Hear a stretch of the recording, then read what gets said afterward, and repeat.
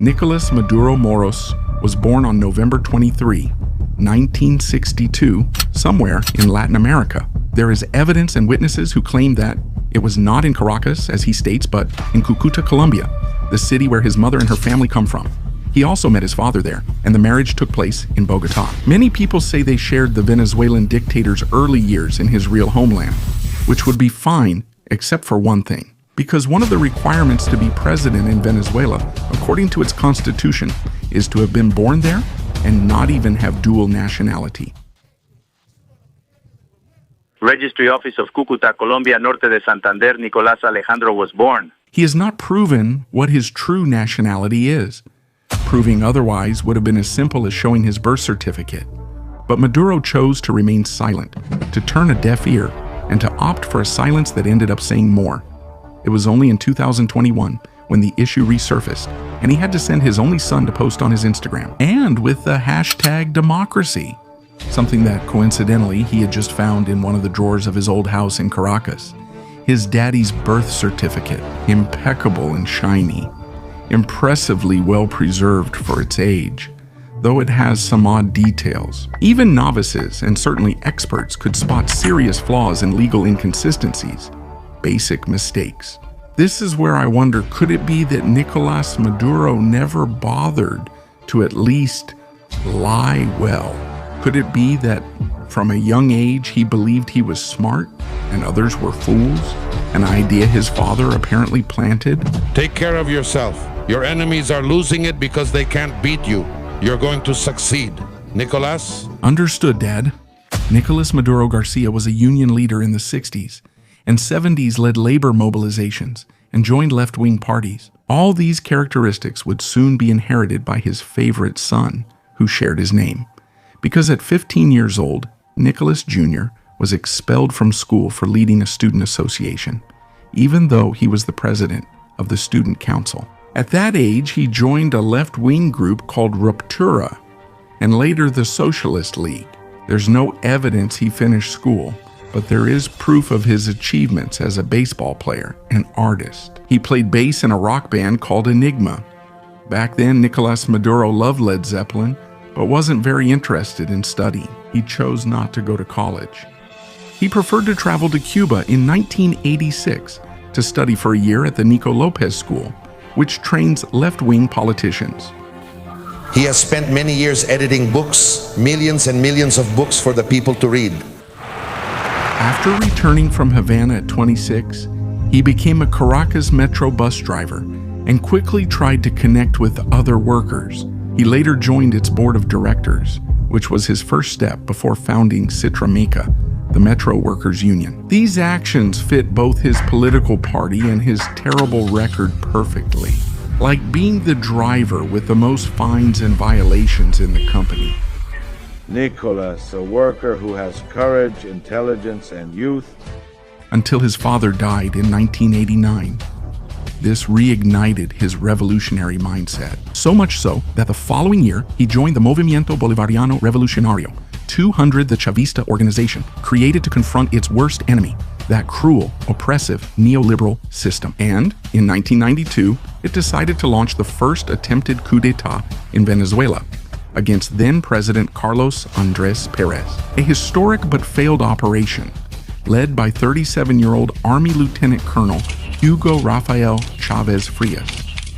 Unfortunately, for now, the objectives we set were not achieved in the capital city. Here in Caracas, we were not able to seize power, but it is time to avoid further bloodshed. For now, Hugo Chávez had been captured, and this was said to be his message of surrender, though it sounded more like a rallying cry, a threat to some, hope to others. Chávez went to prison almost as a hero, seen as a martyr. His composure kept his followers united and motivated during his 2 years of imprisonment. If we allow the military to take power by force again in a Latin American country, we are simply opening the door once more to military coups. That Venezuela Falls into a bloodbath. Let's guarantee the greatest success, of course, and those who don't vote don't eat. For those who don't vote, there's no food. But the failure of his party meant a great opportunity for Nicolás Maduro. At last, he could meet his idol in person, since Chávez received visitors in his cell, as if it were an office or his headquarters. He coordinated political activities, met with fellow fighters, and gave some space to young hopefuls. That day in prison would change Nicolás Maduro's life forever, not only because of what would happen with Chávez, but also because he would meet Cilia Flores, the bold lawyer who led the defense of the lieutenant and other soldiers. A passionate, rebellious woman, as fanatical and revolutionary as he, they had much in common. Both were married, had young children, and shared that same path of struggle and transformation. Wow. We love Chávez. We love Chávez. The commitment to Chávez's legacy, the commitment to peace. That afternoon in Yare prison, Maduro made more than just a good first impression on his future wife. He had spent his life saving for this chance and needed to make the most of it. Impress him, stand out, listen respectfully, and, if possible, highlight his leadership and union achievements, and present himself as a beacon in the darkness in the eyes of his commander.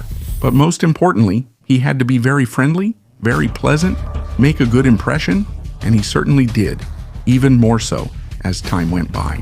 Nicolás Maduro. I met him when I was in prison. I remember Nicolás arrived with a group of students and workers. They came one day to the Yare prison. As always, he's always like a hurricane. Maybe it was because of his unwavering obedience, his strong ideology, or his confidence when he spoke. Maybe it helped that he was 6'3" with a strong Christian look and a friendly, yet ready for anything face. Maybe it was because no one echoed his words better, supported his views more, believed his lies so blindly, or because of his natural talent for smooth talking and shared demagoguery, his preference for empty, inspiring phrases, saying much but nothing, cheap poetry, false promises, and absurd, baseless ideas and plans, lacking processes or common sense. Maybe they knew why neither had really studied or worked, making it easy for them to connect in that simple language. Chavacano bartender in those talks where Maduro subtly brown-nosed, showing talent as a chameleon-like bootlicker and agile climber, willing to do anything for a bit more. Perhaps it was their total lack of morals, honesty, or compassion that helped, or maybe it was their shared insanity, narcissistic pair, because alone they felt like Pedro and Pablo, Jose and Simon, and they believed their own lies so much that they assumed it didn't matter what they did, everything was destined to turn out well anyway.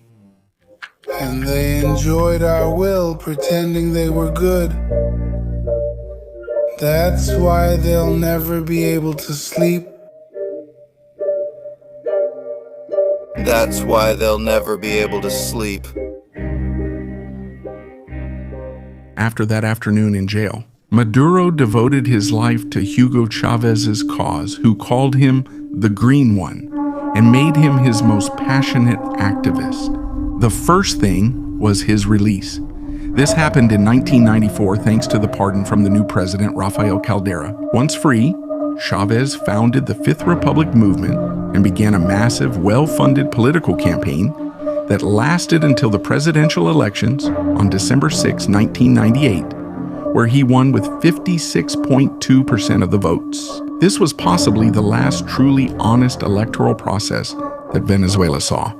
But the former lieutenant was not the only one victorious in these elections. Nicolás Maduro, by joining his party, also managed to rise as a congressman of the Republic.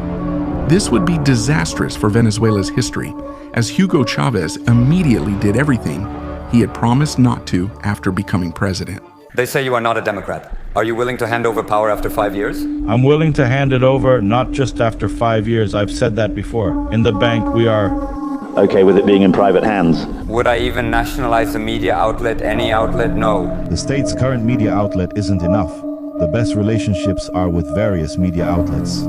You, Jamie, have probably read many things said and written about me. No, I'm not a socialist. The first step, of course, was to change the Constitution of '61. Chávez held a referendum called a Constituent Assembly and ensured 120 of 131 seats were filled by his most loyal puppets, among them Nicolás Maduro Moro. that enthusiastic bus driver he had met 6 years earlier in prison. He was not only one of the top congressmen today, but also one of the great minds responsible for drafting the constitution of a country, of re-establishing its highest law, of forming the Constitution of '99. This reform let Chávez do what he always wanted. First, he renamed the country the Bolivarian Republic of Venezuela, honoring Simón Bolívar. This was just the start. He abolished the Senate for more control, extended his term to 6 years, and allowed immediate re-election. He launched his television show, Hello President, and quickly began expropriating, since expropriation was the game he had always wanted to play. Chávez. There is no plan to nationalize anything, no. Absolutely nothing. Lara plant expropriated. Valencia electro-welded plant expropriated. 15 scrap recycling centers expropriate them. I propose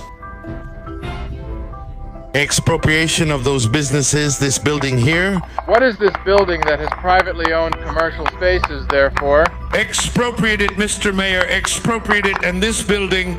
This building houses private jewelry businesses. Expropriated, all right? And that building over there on the corner is expropriated. Well, it's expropriated. Of course, expropriate was the perfect term to camouflage what was really a theft. Government forces stripping owners of their farms, businesses, and homes. Chávez let low-ranking officials decide what to confiscate, creating a massive corruption network, all under the slogan of taking from the rich to give to the poor, a frequently used historical lie to steal. Chávez used the assets to reward his friends, allies, political supporters, and everyone who backed him in this heist. It was a perfect and brief smokescreen that ended up greatly increasing public spending. So Chávez had to keep expropriating, and not just farms anymore. Agroisleña is seized. The glass company, what's it called? Owens, Illinois, expropriated. Hugo Chávez expropriated electric, telephone, cement, steel, food, and bank companies, as well as the biggest prize, oil companies like Petróleos de Venezuela, Sociedad Anónima, Venezuela's largest. Chávez ruined it by firing over 18,000 skilled workers and replacing them with his own people. He did the same thing in almost all the companies he expropriated, destroyed them from the ground up, filled them with unqualified people, and made them inefficient, unproductive, and corrupt. Although this last part let him profit and hide the large public waste he caused, because of his populist measures based on giving away houses, land, cars, food, loans, subsidies, and food vouchers, how could some people not love him? Chávez was very generous, giving multi-million-dollar donations to sympathetic countries like Bolivia, Nicaragua, and Cuba, especially to his friend Fidel Castro, his model, his example. Whether or not you see Cuba as a dictatorship. Yes, it is a dictatorship. It's my first time coming here physically, because in Dreams to Cuba, we young Latin Americans came to Cuba many times in our dreams.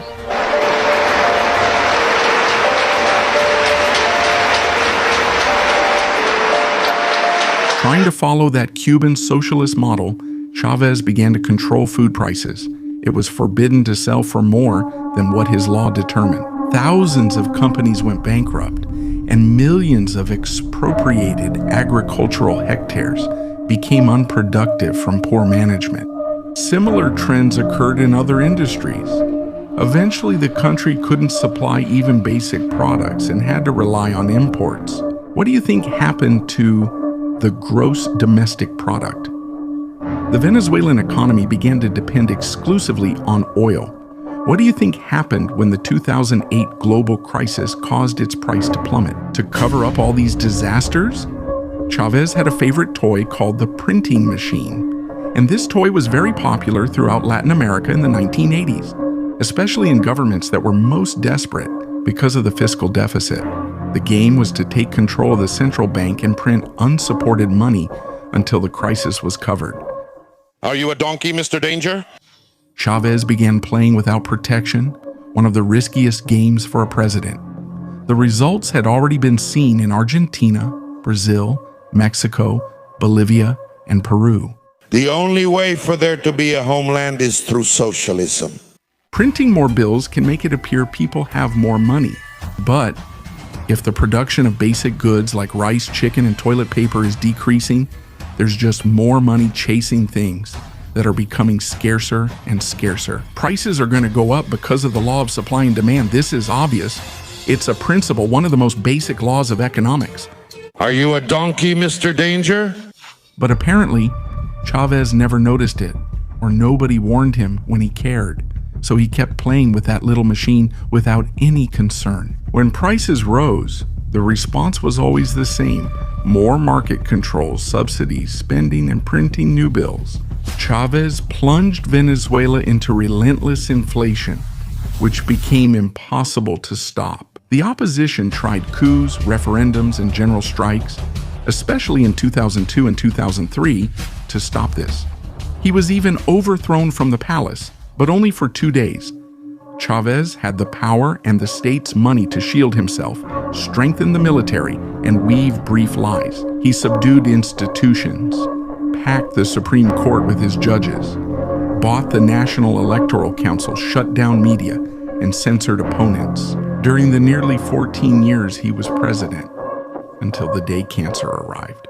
At 4:25 in the afternoon today, March 5th, Commander President Hugo Chávez has passed away. Frias had survived thousands of enemies, but he couldn't beat this one, perhaps the only one who could dethrone him. But before leaving forever, as if everything he did to Venezuela wasn't enough, he decided to give it a final blow. Did something happen that somehow disabled my opinion? Firm, full like the full moon, irrevocable. The absolute total question is, do you choose Nicolás Maduro as president of the Bolivarian Republic of Venezuela? I ask you from my heart.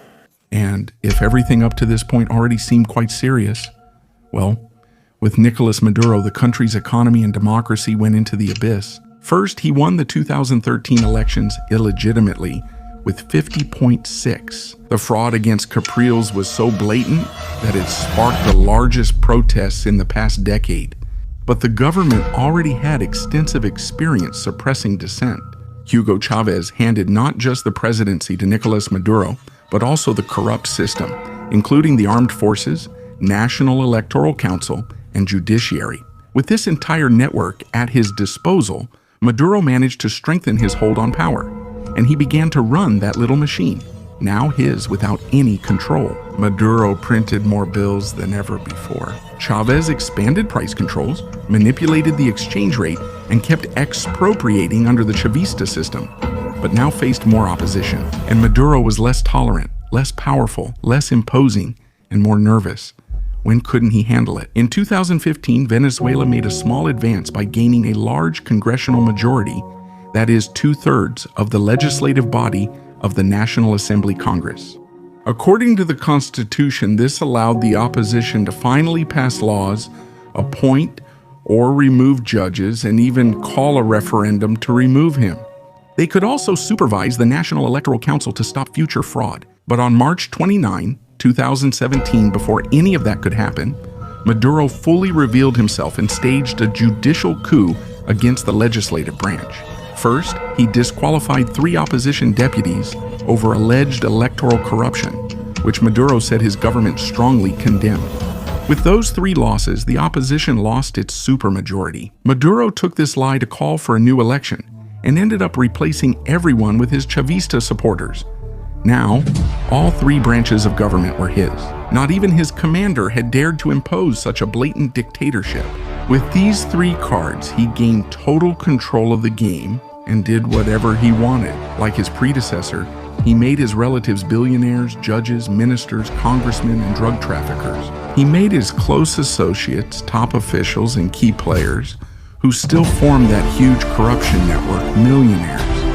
Being rich is bad, it's inhuman, that's what I say, and condemn the rich. Who speculate.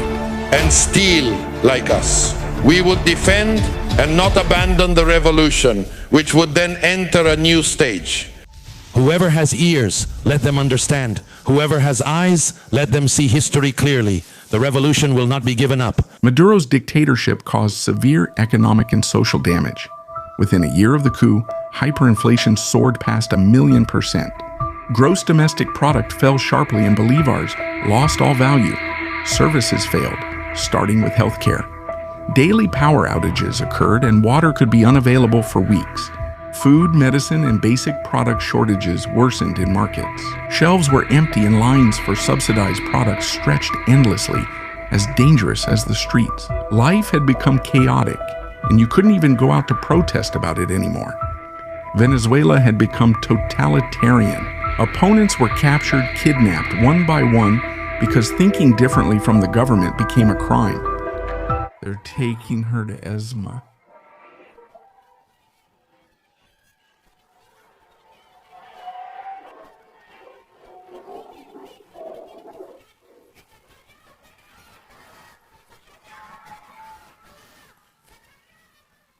You must request a permit by law to march in this country. Coward murderer. Genocidal. At this point, the reality was devastating. 82% of the population lived in poverty, and 53% were already classified as living in extreme poverty. 74% lacked regular drinking water access, and 18% engaged in criminal activities.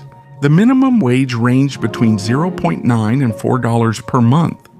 Earning more than that legally was almost impossible. This is what the socialist dictatorship did to Venezuela, which only 50 years ago was the world's fourth richest country, an oil giant with more crude reserves than Saudi Arabia, the South American dream. They called it a promised land with a strong currency, and where the most popular phrase in the markets was, "It's cheap, give me too."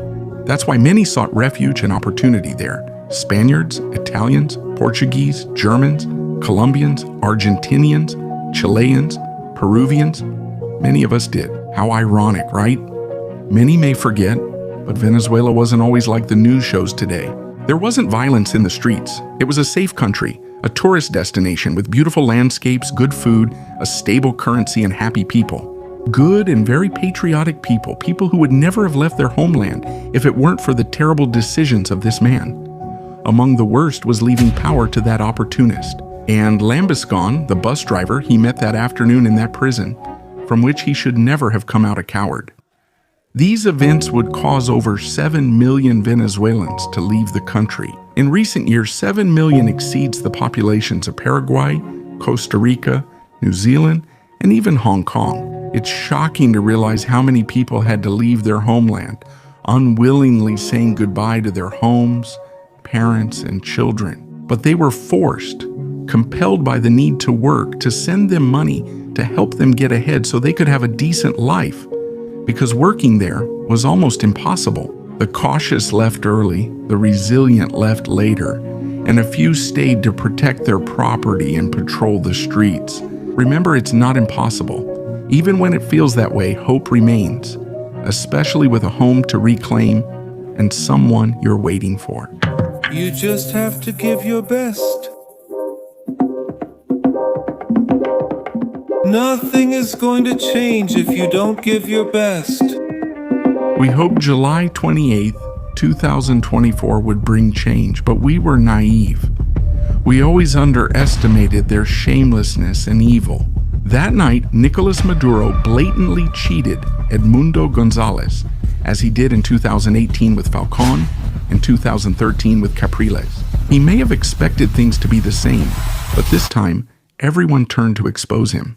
His lie, clumsiness, and lack of intelligence. This sums up Nicolás Maduro's story. A tyrant lacking morals or compassion, given a presidency he seems to hate, and that wasn't his.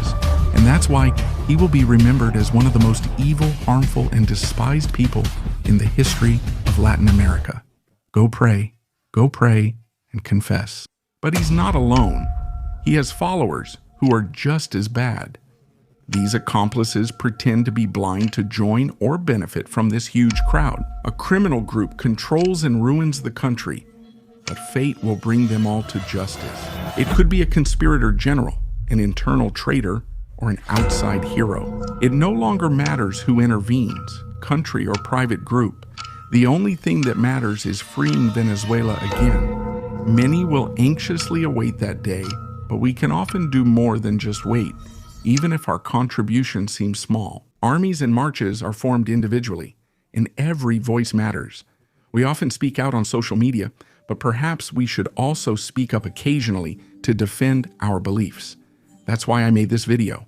While I was doing it, it was inevitable to fantasize about a happy ending for this story and to dream of one day being able to sit down and write. Video script, the story of Nicolás Maduro, the Colombian bus driver who inherited power from Chávez. One day I have to be shipwrecked and the typhoon breaks my sails to lay my body near the sea.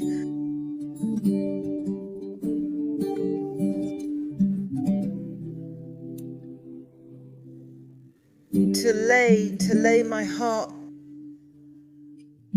I trust that day will come soon. If you enjoyed this video, please share it and leave a comment. I'll read, respond to expand on the topic, and subscribe since we're working on new videos. Goodbye. According to history, we've always been screwed over, but we've gotten back up whenever we've fallen. You and I are much more than just some damn political party. We are the identity of a people who are divided.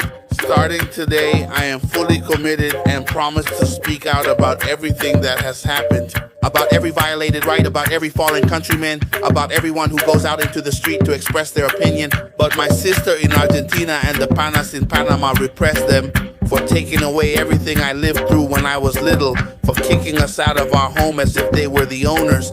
I swear to you they will never sleep peacefully again, but you just have to give your best. From the biggest businessman to the one selling mestis. Those who live in the neighborhood, those who come from the country club, we are the same people and we were all born here. What right or left are you talking about? Enough of that crap. We have to recover what's left before it's lost. If you don't give your best, nothing is gonna change because it's not a government problem, it's a cultural one. You just have to give your best. Nothing is going to change if you don't give your best. They trafficked our blood and our dreams. That's why they'll never be able to sleep again. They bargained with our will, pretending they were good. That's why they'll never be able to sleep.